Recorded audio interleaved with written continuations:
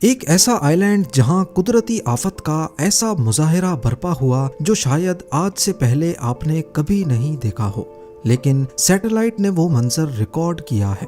Siberia के घने जंगल में प्लेन क्रैश का मंजर हो, सहारा डेजर्ट के बीचों बीच बने इस स्क्वायर शेप का राज हो, या फिर सोमालियन कोस्ट की एक रिमोट लोकेशन पर बने हजारों रंग बिरंगी कुएं। हमारी दुनिया ऐसी हैरत अंगेज और अनोखी जगहों से भरी पड़ी है जिनको हम जमीन से देख ही नहीं पाते।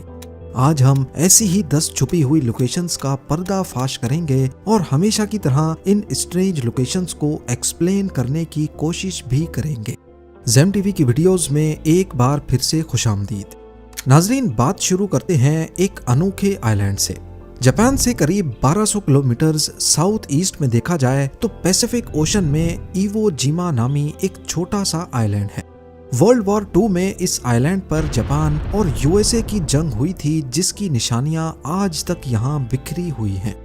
पर जो चीज आपको दिखानी है वो ये है कि अगर गूगल अर्थ पर 2005 की सैटेलाइट इमेज में देखा जाए तो इस आइलैंड के वेस्ट कोस्ट पर साहिल से 200 मीटर दूर पानी में कुछ पत्थर दिखेंगे। लेकिन अगर फ्रेश सैटेलाइट इमेज में देखा जाए तो समंदर नीचे उतर गया है और जो पहले पत्थर लग रहे थे वो असल में शिप रैक्स हैं। पिछले 20 सालों में जो शिप रैक्स 200 मीटर साहिल से दूर थे, अब वो खुश्क जमीन पे आ चुके हैं। ये यूएस नेवी की शिप्स थीं जो 1945 में जंग की नजर हो गईं। पर यहाँ सवाल ये है कि ग्लोबल वार्मिंग की वजह से जब पूरी दुनिया का सी लेवल बढ़ता जा रहा है, इवो जिमा आइलैंड पर सी लेवल कम क्यों हुआ है? इसका जवाब मैं आप पर छोड़ता हूँ। मुझे कमेंट्स में बताइए कि इवो जिमा पर ऐसा क्यों हो रहा है।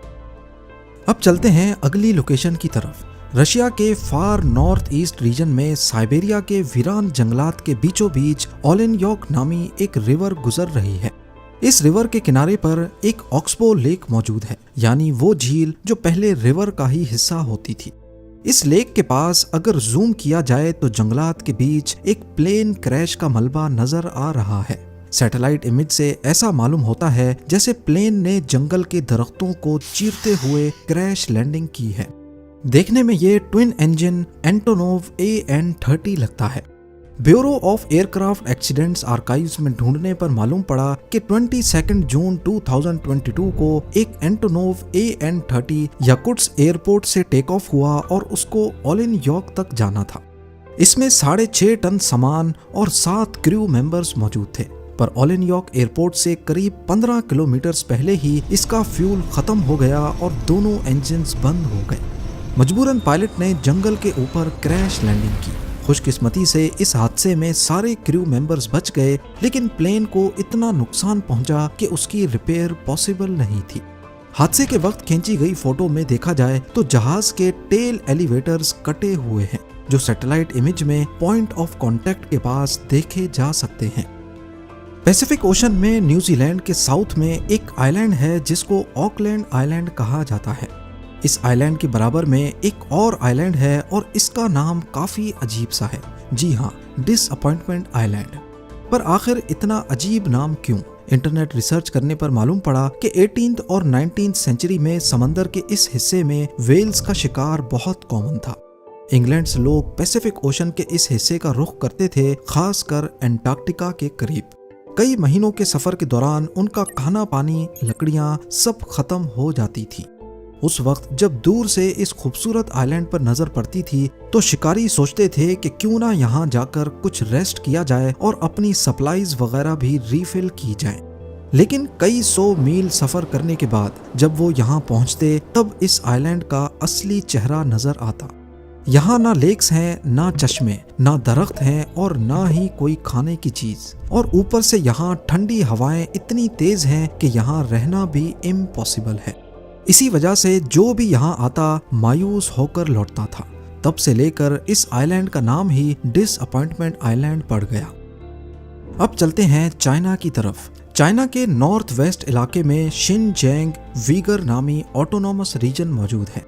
दूर दूर तक सिर्फ रेगिस्तान और बंजर जमीन। गूगल अर्थ पे छानबीन के दौरान यहाँ एक बहुत बड़ी फैसिलिटी बनी हुई पाई गई, पर यहाँ हैरानी की बात इस फैसिलिटी का इतने रिमोट एरिया में होना नहीं, बल्कि हैरानी की बात तो यहाँ पड़े 2 फुटबॉल फील्ड जितने बड़े पत्थर हैं। करीब 100 मीटर जितने बड़े, पहली नजर में दिखने वाले ये पत्थर यूं महसूस होता है अपना साया नीचे की तरफ बना रहे हैं। पर सच्चाई का इल्म तब होता है जब हम इस फैसिलिटी के दूसरे शेडोज को देखें तो वो बिल्कुल ऑपोजिट डायरेक्शन में बन रहे हैं। तो आखिर में ये बात सामने आई कि असल में ये एक ऑप्टिकल इल्यूजन है। ये इतने बड़े पत्थर नहीं, बल्कि फुटबॉल फील्ड जितने बड़े 2 जायंट सिंक होल्स हैं। हिस्टोरिकल सैटेलाइट इमेजेस में देखने पर मालूम पड़ा कि ये सिंक होल्स हाल ही में बनाए गए हैं, पर इसका रीजन क्या है ये अभी तक मालूम नहीं पड़ा। कुदरत की ताकत का लाइव मुजाहिरा देखने के लिए स्पेन के ला पाल्मा आइलैंड से ज्यादा बेहतर कोई जगह नहीं। वेस्ट अफ्रीकन कोस्ट से चंद 100 किलोमीटर दूर अटलांटिक ओशन में चंद आइलैंड्स मौजूद हैं जो स्पेन की एडमिनिस्ट्रेशन में आते हैं। यहाँ के ला पाल्मा आइलैंड में करीब 1 लाख लोग बसते हैं। 17 अगस्त 2021 की सैटेलाइट इमेज में देखा जाए तो यहाँ सब कुछ नॉर्मल था, लेकिन सिर्फ 2 दिनों के बाद 19 अगस्त 2021 को करीबी वोल्केनो फटा और फिर इस शहर की हालत कुछ इस तरह हो गई। पूरा शहर वोल्केनिक ऐश की मोटी लेयर के नीचे दब गया और आज तक दबा हुआ है।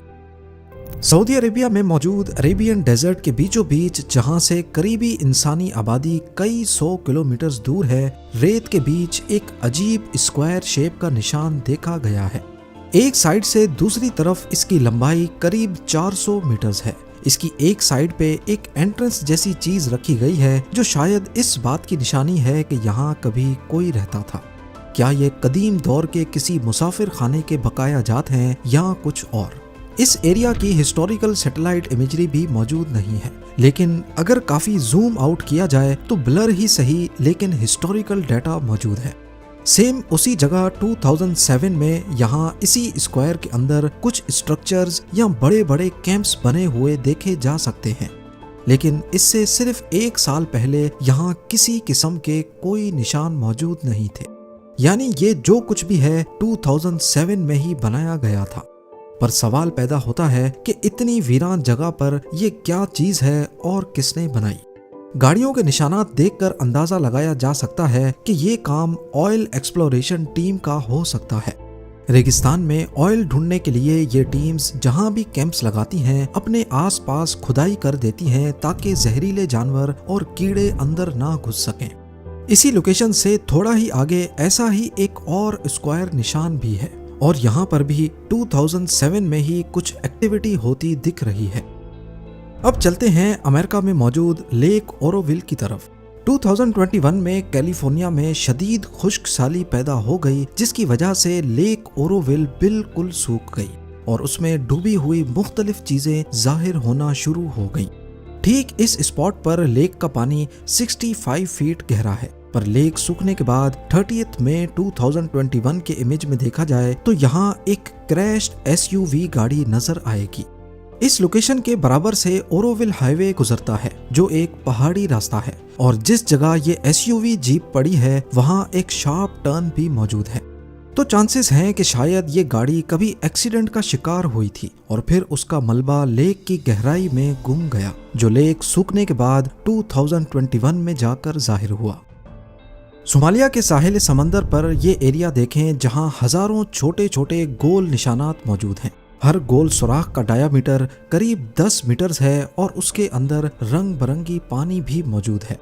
इंटरनेट रिसर्च करने पर मालूम पड़ा कि ये कोई नेचुरल फिनोमेनन नहीं है, बल्कि यहाँ के लोकल्स ने ये कुएं खुद खोदे हैं और ऐसा करने के 2 रीजंस हैं। एक तो जमीन के अंदर ग्राउंड वाटर को यहीं पर रोकना ताकि वो आगे की जमीन को समंदर के नमकीन पानी से खराब ना करे, और दूसरा ये लोग इन वेल्स में से नमक निकाल कर उसे सेल करते हैं।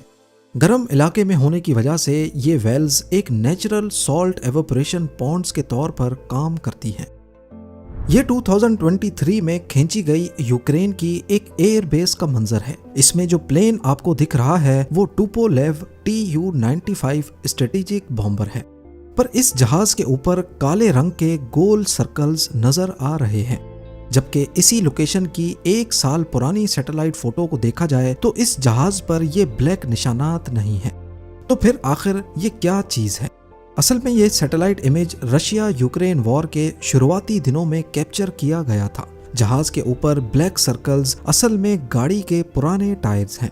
इनको ऑप्टिकल कैमोफ्लाज करने के लिए जहाज के ऊपर रखा गया है। टायर्स क्योंकि रबड़ के होते हैं तो अगर ड्रोन्स पर लगा automated object recognition system waves फेंकेगा तो वो वेव्स टायर्स से टकराकर जहाज की डिजिटल शेप को बिगाड़ देती हैं, जिससे ड्रोन्स या मिसाइल्स को टारगेट आइडेंटिफाई करने में मुश्किल होती है। गूगल अर्थ की स्ट्रेंज लोकेशंस की बात हो और सहारा डेजर्ट का नाम ना आए, ये कैसे मुमकिन है?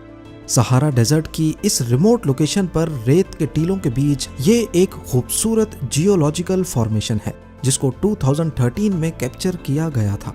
बज़ाहिर ऐसा मालूम होता है कि ये एक एंशिएंट वोल्केनो है जिसका क्रेटर या मैग्मा चैम्बर अब जमीन पर एक्सपोज हो चुका है और पिछले कई 100 सालों से इसमें कोई वोल्केनिक एक्टिविटी नहीं हुई।